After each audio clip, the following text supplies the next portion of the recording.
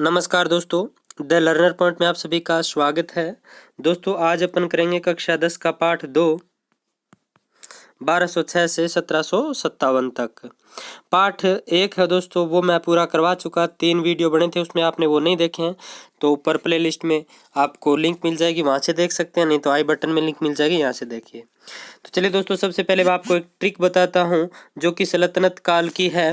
सल्तनत काल में जितने भी वंशज हुए दोस्तों, उनका क्रम है, इन क्रम को आप ध्यान में रखना। तो देखिए, गुल खिले तो शायद लोदी आए, गुल से गुलाम वंश, गुलाम वंश के पश्चात दोस्तों खिले से खिलजी वंश, तो से तुगलक वंश, शायद से सैयद वंश, लोदी से लोदी वंश। इनका दोस्तों आप क्रम है वो ध्यान में रखना, पूछ लिया जाता है। तो इतना टाइम पीरियड है ये दोस्तों, सल्तनत काल कहलाता है। इसके बाद शुरू होता है दोस्तों मुगल काल। कौन सा? मुगल काल। ये आप ध्यान में रखना। अब चलिए दोस्तों प्रश्नोत्तरी पे आ जाते हैं। पहला प्रश्न आपके सामने स्क्रीन पर, किसके समय अरबों द्वारा पहला समुद्री आक्रमण ठाणे पर हुआ? किस समय अरबों द्वारा पहला समुद्री आक्रमण ठाणे पर हुआ? तो इसका राइट आंसर क्या हो जाएगा? अमर खलीफा के समय 636 ईस्वी में हुआ था। लेकिन दोस्तों किताब उल फतुह अल बुदान में उल्लेख मिलता है कि यह अभियान है, ये क्या रहा था? विफल रहा था। नेक्स्ट देखिए, डेबाल के संघर्ष का उल्लेख कहाँ मिलता है? डेबाल। तो दोस्तों डेबाल के संघर्ष का उल्लेख मिलता है चचनामा में। किसमें? चचनामा में। तो दोस्तों चचनामा के बारे में यदि बात करें तो चचनामा का जो लेखक है दोस्तों वो अज्ञात है। इसके बारे में अभी पता नहीं चला है कि चचनामा का लेखक कौन था, लेकिन फिर भी डॉक्टर मुरलीधर जेटली के अनुसार 1206 में अरबी सैलानी अली कोकी ने इसको लिखा था। लेकिन इसका अभी तक दोस्तों लेखक अज्ञात है। फिर भी डॉक्टर मुरलीधर जेटली के अनुसार अली कोकी को इसका क्या माना जाता है? लेखक माना जाता है चचनामा। नेक्स्ट, डेबाल संघर्ष में कौन पराजित हुआ? डेबाल संघर्ष में कौन पराजित हुआ?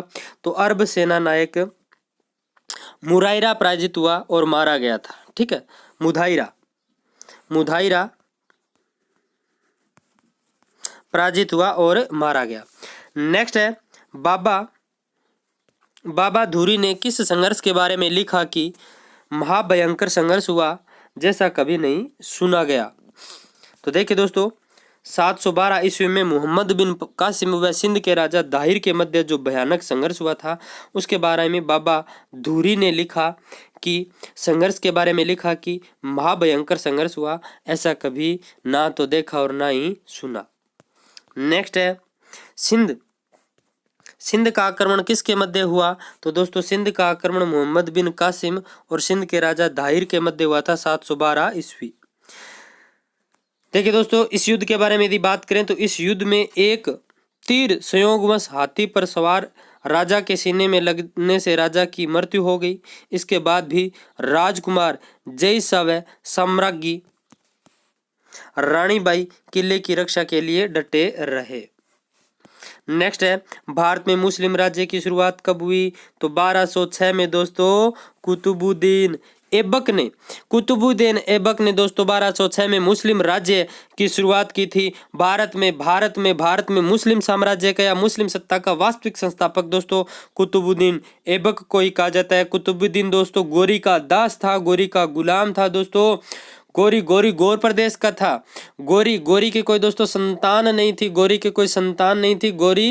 गोरी का दास कुतुबुद्दीन ऐबक था। गोरी के बाद सत्ता किसके हाथ में आई थी? कुतुबुद्दीन ऐबक के हाथ में आई थी। कुतुबुद्दीन ऐबक ही दोस्तों भारत में मुस्लिम सत्ता का वास्तविक संस्थापक था।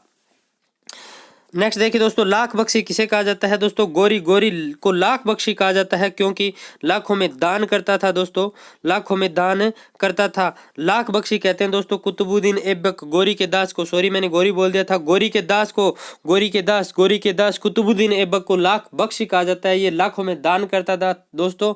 और कुतुबुद्दीन ऐबक के बारे में कहा जाता है कि स्वामी भगत था दोस्तों, गोरी का दास था और इसने वास्तविक रूप से मुस्लिम सत्ता की स्थापना की थी भारत में।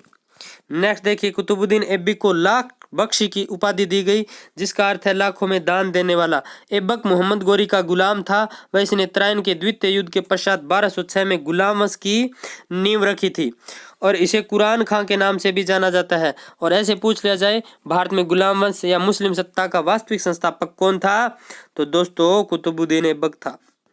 नेक्स्ट देखिए, यामीनी, इलबरी या गुलाम वंश किस काल को कहा जाता है, तो दोस्तों इसका राइट आंसर हो जाएगा सल्तनत काल। यामीनी, इलबरी, गुलाम वंश ये कहा जाता है दोस्तों सल्तनत काल को। 1206 से 1526 तक का टाइम पीरियड था दोस्तों सल्तनत काल का, याद रखना। नेक्स्ट है, कुतुबुद्दीन ऐबक के दरबार में किस इतिहासकार को संरक्षण मिला हुआ था, तो हसन निजामी को कुतुबुद्दीन ऐबक के दरबार में संरक्षण मिला हुआ था। नेक्स्ट देखिए, इसकी राजधानी क्या थी, तो दोस्तों कुतुबुद्दीन ऐबक ने अपनी राजधानी लाहौर को बनाया था। किसको? लाहौर। नेक्स्ट देखिए, कुतुब मीनार की पहली मंजिल किसके द्वारा बनवाई गई, तो दोस्तों कुतुब मीनार की पहली मंजिल किसके द्वारा बनाई, कुतुबुद्दीन ऐबक के द्वारा। कुतुब मीनार की पहली मंजिल किसके द्वारा बनवाई गई, तो कुतुबुद्दीन ऐबक के द्वारा। कुतुब मीनार का शेष भाग इल्तुतमिश ने पूरा किया था। किसने पूरा किया था? इल्तुतमिश ने पूरा किया था। नेक्स्ट देखिए, कुतुब मीनार का निर्माण किस सूफी संत की स्मृति में कराया गया, तो कुतुब मीनार का निर्माण दोस्तों ख्वाजा कुतुबुद्दीन बख्तियार काकी की स्मृति में करवाया गया। किसकी स्मृति में कुतुब मीनार का निर्माण करवाया गया, तो कुतुब मीनार का निर्माण कुतुबुद्दीन बख्तियार काकी की याद में कुतुब मीनार का निर्माण करवाया गया। नेक्स्ट देखिए, कुतुबुद्दीन ऐबक की मृत्यु कैसे हुई, तो दोस्तों कुतुबुद्दीन ऐबक की मृत्यु चौगान खेलते समय घोड़े से गिरकर 1210 में हो गई। चौगान खेलते समय घोड़े से गिरकर कुतुबुद्दीन ऐबक की मृत्यु हो गई थी। नेक्स्ट है, कुतुब मीनार में कुल कितनी मंजिलें हैं, तो कुतुब मीनार में कुल 5 मंजिलें हैं। कितनी? 5। इसकी पहली मंजिल का निर्माण कुतुबुद्दीन ऐबक ने करवाया। इसके उत्तराधिकारी इल्तुतमिश ने 3 मंजिलें बनवाई। फिरोज शाह तुगलक ने 5वीं और अंतिम मंजिलें बनवाई। तो दोस्तों कुतुब मीनार की मंजिलें 5, पहली कुतुबुद्दीन ऐबक, 3 मंजिलों तक इल्तुतमिश और 5वीं और अंतिम, चौथी और 5वीं ये फिरोज शाह तुगलक। नेक्स्ट देखिए, मुगल साम्राज्य का वास्तविक संगठनकर्ता किसे माना जाता है, मुगल साम्राज्य का वास्तविक संगठनकर्ता इल्तुतमिश को माना जाता है। किसको? इल्तुतमिश। 1210 से 1236 तक इल्तुतमिश का शासन रहा था दोस्तों। नेक्स्ट देखिए, खारिजम शाह के पुत्र मंगबरनी को सहायता न देकर हिंदुस्तान को चंगेज खां के आक्रमण से किसने बचाया।